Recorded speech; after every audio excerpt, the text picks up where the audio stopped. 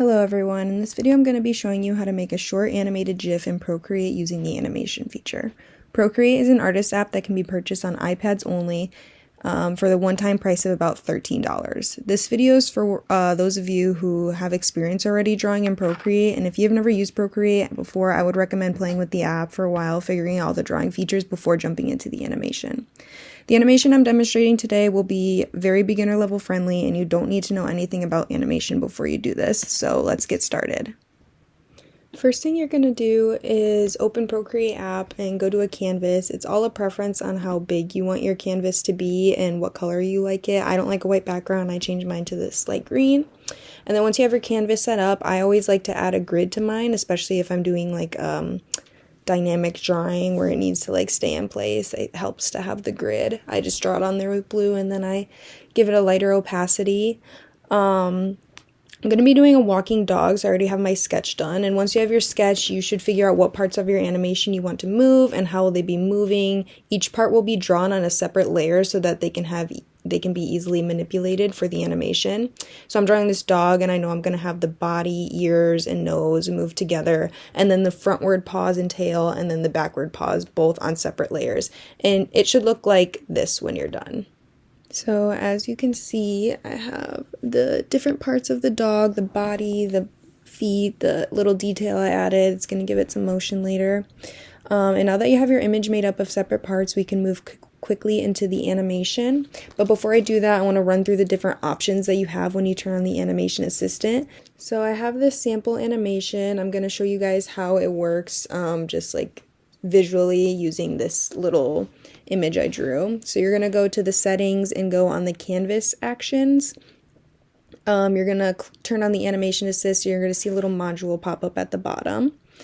If you scroll through the frames, you can see the frames are also equal to the layers. So if you add a layer, you're adding a frame. So when you click the add frame button down here in the right corner, you're actually going to be adding a layer. As you can see, I'm deleting that. Then you have the play button, which plays your animation, and then the settings button. On settings, you have a loop option, which is the option that I'll be using in this animation, but it's also the one that this one is set to right now, where it just loops the animation over and over again. Ping pong, it bounces it back and forth.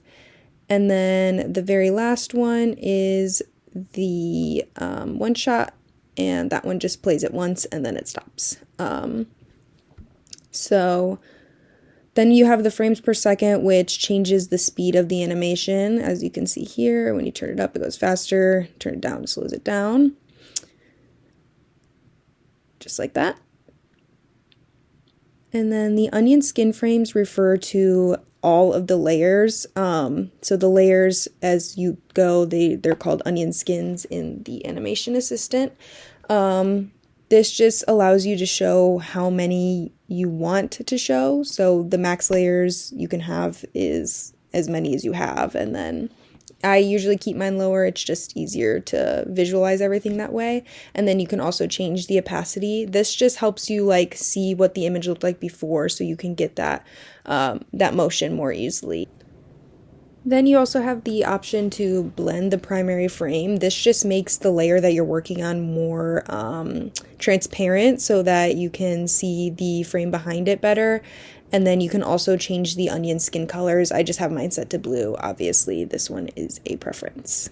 All right, so now that we have a good idea on how these things work, we can start on the animation. So here's my dog. I have put all of his separate parts into a group so that they can stay separated, and the animation feature will count it as a full frame. I'm going to go ahead and duplicate this group and then adjust the image from there.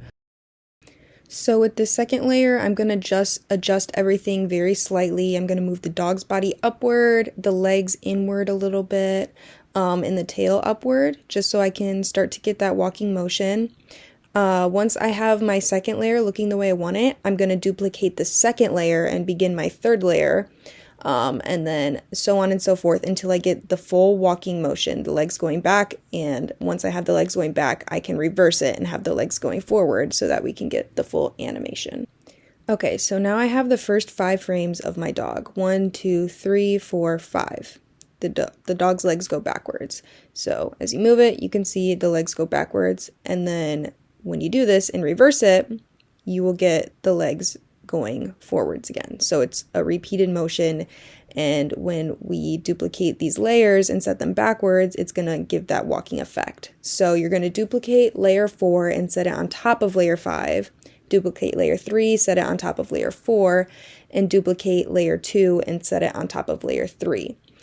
You don't want to duplicate layer number 1 because it's a loop. It's going to loop back into layer 1. So only one layer 1 and one layer 5.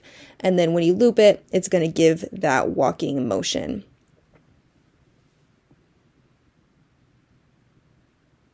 So then when you hit the loop, you can see the dog is walking.